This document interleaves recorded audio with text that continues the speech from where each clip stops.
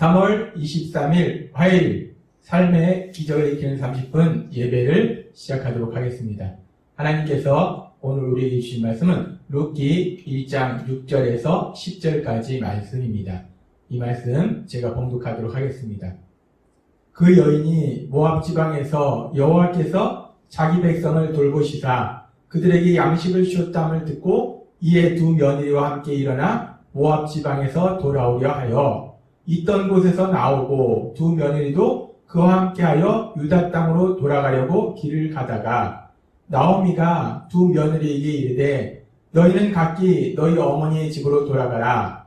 너희가 죽은 자들과 나를 선대한 것 같이 여호와께서 너희를 선대하시기를 원하며 여호와께서 너희에게 허락하사 각기 남편의 집에서 위로를 받게 하시기를 원하노라 하고 그들에게 입맞춤에 그들이 소리를 높여 울며 나오미에게 이르되 아니니이다. 우리는 어머니와 함께 어머니의 백성에게 돌아가겠나이다 하는지라. 아멘.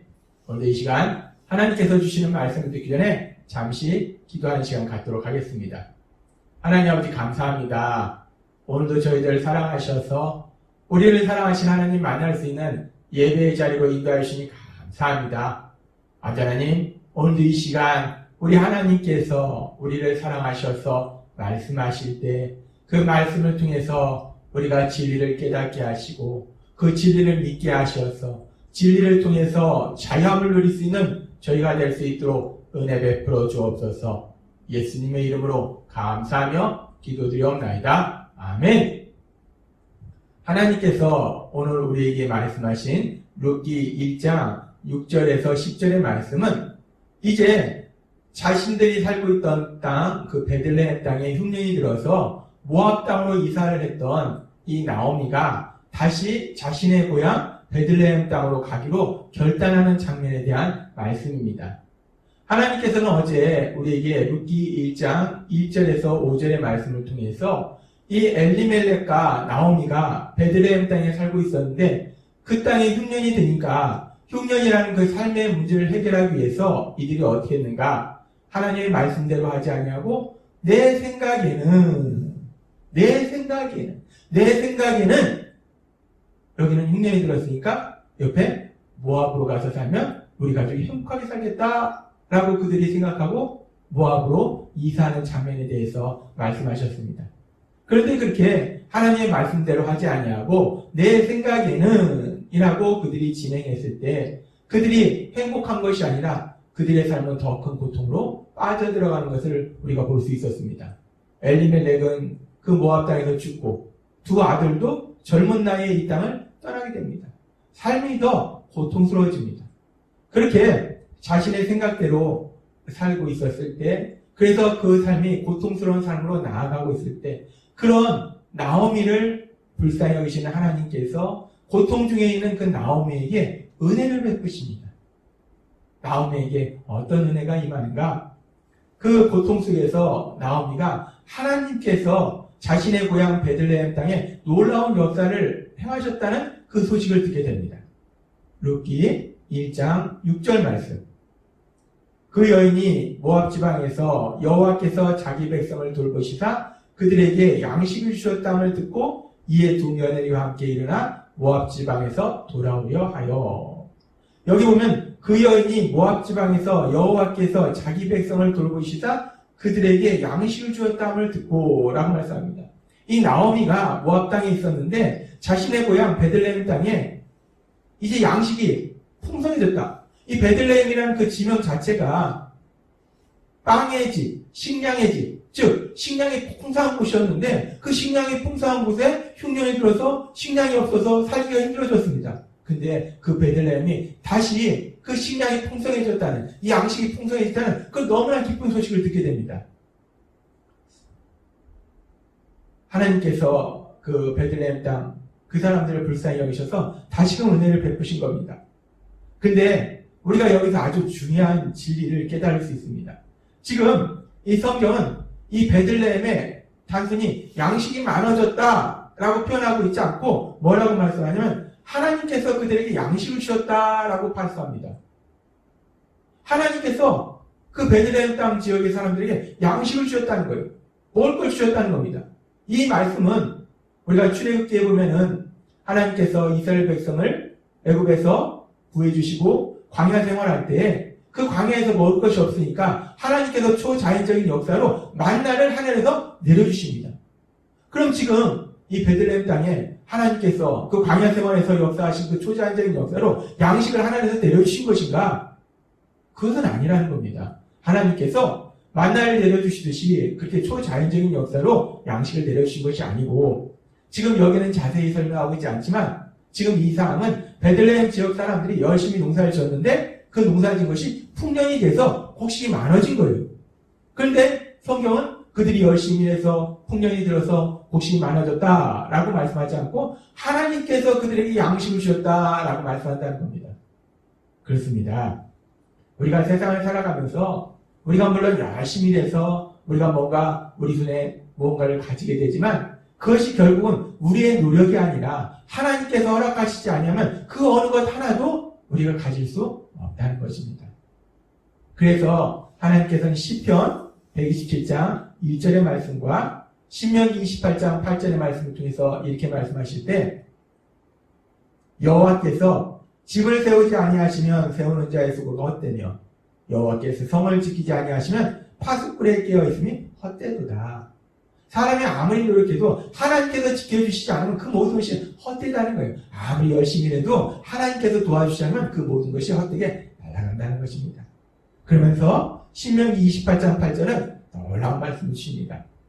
여호와께서 명령하사 내 창고와 내 손으로 하는 모든 일에 복을 내리시고 내 하나님 여호와께서 내게 주신 땅에서 내게 복을 주실 것이며.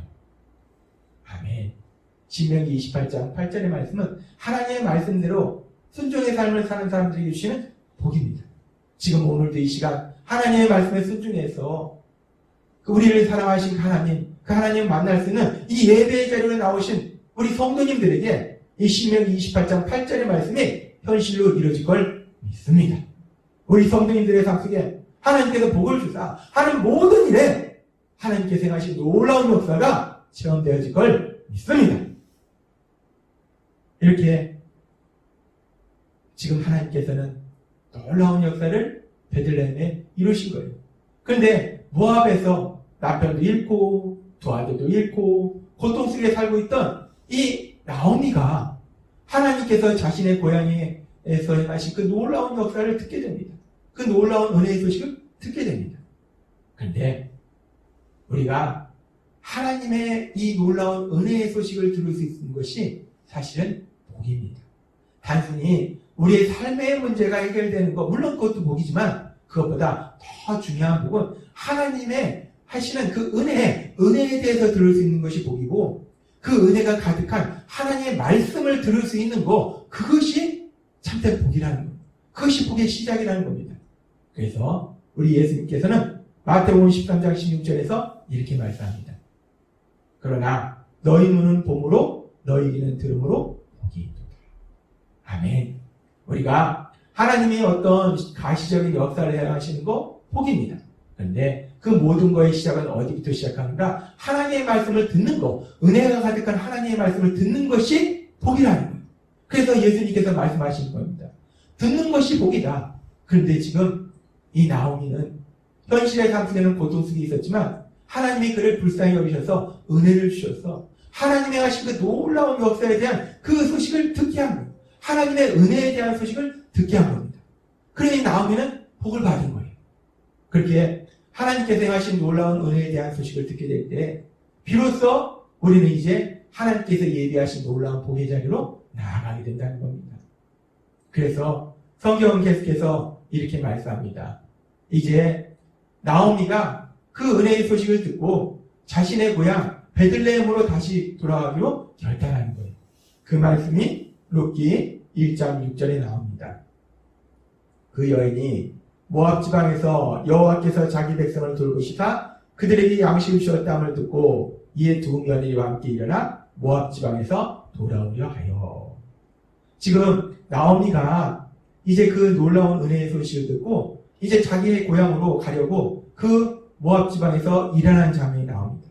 여기서 보면 뭐라고 말씀하냐면 그 여인이 모압 지방에서 여호와께서 자기 백성을 돌보시사 그들에게 양식을 주었다함을 듣고 이에 두 며느리와 함께 일어나서 라고 말합니다. 일어나서, 두 며느리와 함께 일어나서. 여기서 일어나서 라는 이 일어나라는 단어가 아주 중요한 의미를 가지고 있습니다.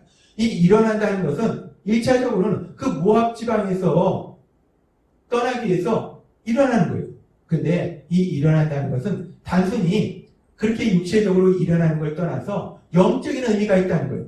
지금 나오미가 하나님의 말씀대로 살지 않고 자신의 생각대로 살아서 그 삶 속에 고통이 맺어요. 이 죄 때문에 고통이 맺어요. 그래서 나오미가 일어난다는 것은 그 자신의 삶에서, 죄된 자신의 삶에서 일어났다라는 의미입니다. 죄된 자신의 삶에서 일어나서 이제 하나님께로 나아가기로 결단했다는 거예요. 자신의 죄를 회개하고 하나님께로 가기로 결단했다는 겁니다. 여기서 일어나라는 단어가 히브리어로 쿰이라는 단어를 사용하는데 이 히브리어 쿰과 같은 의미를 가진 헬라어 단어가 아니스테미라는 단어입니다. 근데 이 헬라어 아니스테미라는 단어가 사용된 신약성경에 아주 중요한 말씀이 있습니다. 그 말씀이 어떤 말씀이냐면 누가복음 15장 20절 말씀입니다. 이에 일어나서 아버지께로 돌아가니라. 아직도 거리가 먼데 아버지가 그를 보고 시근히 여겨 달려가 목을 안고 입을 맞추니. 지금 이 장면은 이 탕자의 비유에서 나오는 말씀입니다. 둘째 아들이 아버지께서 살아계신데도 불구하고 자신의 유산을 달라고 해서 그 유산을 가지고 다른 나라에 가서 다 날리고 거지가 돼서 고통 속에 살다가 이제 아버지께로 돌아가기로 결단하는, 그래서 아버지께로 돌아가는 장면입니다. 이 장면에서 지금 이 둘째 아들이 일어나서 아버지께로 돌아가니라 말씀합니다. 여기서 일어나서라는 단어가 헬라어로 아니스템이고 이 단어를 히브리어로 보면 쿰이라는 단어예요. 지금 나오미가 일어나 모압 땅에서 일어나서 지금 고향으로 가려고 하는 그 일어나라는 단어와 같은 의미입니다. 여기서도 마찬가지로 이 일어나라는 단어가 단순히 내가 있던 그 자리에서 일어나는 걸 넘어서서 이 둘째 아들이 자신이 살던 그 죄된 삶, 그 죄의 자리에서 일어나는 거예요. 그 죄의 자리에서 일어나서 이제 아버지께로, 하나님께로 나아가는 것. 그것을 의미합니다. 따라서 우리가 신앙의 삶이라는 것은 우리가 있는 바로 그 자리에서 일어나는 거예요. 특별히 우리가 고통 속에 있을 때 우리의 삶을 돌아보고 우리가 죄가 있다면 그 죄된 삶의 자리에서 일어나는 것, 그것이 우리의 신앙의 삶이라는 겁니다. 우리가 신앙의 삶이라는 건 그렇게 일어날 때 우리가 죄된 삶의 자리뿐만 아니라 염려하고 근심하던 그 자리에서 일어나는 것이고 누군가에 대한 미움을 인해서 고통 속에 있던 그 자리에서 일어나는 것이고 또 우리가 세상에 편안하게 안주하고 있던 그 자리에서 일어나는 거예요. 그렇게 그 자리에서 일어나서 하나님이 예비하신 그 놀라운 은혜로 나아가는 것, 그것이 우리의 신앙이라는 겁니다. 그래서 하나님께서는 여호수아서 1장 2절에서 이렇게 말씀합니다. 내 종 모세가 죽었으니 이제 너는 이 모든 백성과 더불어 일어나 이 요단을 건너 내가 그들 곧 이스라엘 자손에게 주는 그 땅으로 가라. 일어나서 내가 예비한, 내가 너에게 준 그 가나안 땅으로 가라라고 말씀하십니다. 여기서 일어나라는 단어가 이 룻기에 나오는 일어나는 단어, 그리고 또 누가복음에 나오는 일어나는 단어, 같은 쿰이라는 단어예요. 일어나라는 거예요. 너의 그 삶의 자리에서 일어나라는 겁니다. 일어나서 고린도전서 2장 9절의 말씀처럼 우리 눈에 보이지도 않고 우리 귀에 들리지도 않고 우리가 생각하지 못한 그 놀라운 은혜, 하나님께서 예비하신 그 놀라운 은혜의 자리로 나아가라라고 말씀하는 겁니다. 근데 참으로 감사한 것은 하나님께서 우리 예수 기적교회 성도님들을 사랑하셔서 우리 성도님들이 그 삶의 자리에서 일어나서 이제 날마다 하나님께서 예비하신 그 은혜의 자리, 삶의 기적을 이기는 30분을 통해서 하나님께서 예비하신 그 놀라운 은혜의 자리로 나아가고 있음이 감사하고 감사합니다. 성령님의 인도하심과 도우심으로 지금처럼 그렇게 매일마다 하나님께서 예비하신 그 놀라운 은혜의 자리, 삶의 기적을 일으키는 30분 그 예배로 나아가서 하나님의 말씀을 듣고 그 하나님의 말씀이 삶이 되는 하나님의 하신 놀라운 기적을 체험하시는 여러분이 되시길 주님의 이름으로 축원합니다. 기도하겠습니다. 하나님 아버지, 감사합니다. 오늘도 주신 말씀처럼 하나님께서 우리를 사랑하셔서 우리가 있는 그 자리에서 일어나서 하나님이 예비하신 그 놀라운 은혜의 자리로 나아가라 말씀하신 하나님, 우리가 그렇게 일어나서 나아갈 때 우리 힘이 아니라 성령 하나님이 인도하시고 도와주시니 감사합니다. 날마다 하나님이 예비하신 은혜의 자리로 나아가서 하나님이 예비하신 그 놀라운 은혜들을 마음껏 누리고 그 하나님을 세상 가운데 증거하는 저희가 될 수 있도록 은혜 베풀어 주옵소서. 예수님의 이름으로 감사하며 기도드리옵나이다. 아멘. 이 시간 오늘도 하나님께서 주신 말씀을 묵상하면서 조용히 기도하는 시간 갖도록 하겠습니다.